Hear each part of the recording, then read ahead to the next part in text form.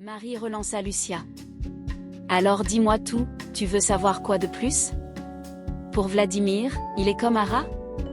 Oui, il est comme elle.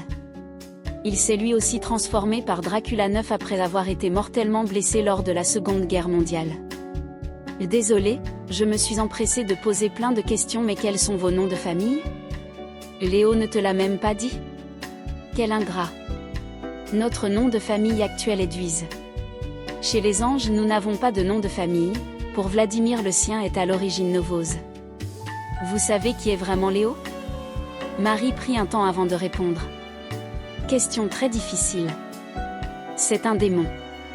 Il est parmi les plus puissants, en même temps, on n'allait pas mettre une personne faible pour te protéger. Au niveau de sa vie personnelle, Vladimir et moi on ne connaît même pas son nom démoniaque pour des soucis de sécurité apparemment. Au vu des diverses conversations qu'on a eues et des détails qu'il a donnés sur certains éléments historiques, il a clairement plus de 500 ans. Ce qui n'est pas non plus élevé pour un démon ou un ange, mais pour les autres groupes de la Manus c'est soit très élevé ou normal.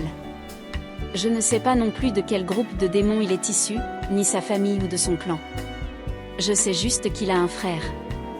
Après, c'est un cas particulier pour la Manus, je le surveille pour les anges et Vladimir le surveille pour les démons. C'est pour dire qu'il est un peu à part même pour les démons. Lucia écouta attentivement Marie qui continua. Bon, je sais que ce n'est pas grand-chose et que c'est assez évasif. C'est tout ce que je sais d'important sur Léo.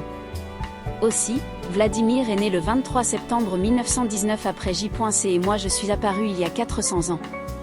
C'est donc pour ça que Léo vous a donc dit au parc que vous verrez quand vous aurez plus de 400 ans. Je vous remercie, c'est déjà beaucoup d'informations. Je vous ai demandé ça car si je dois rester souvent avec Léo autant que j'ai un maximum d'informations.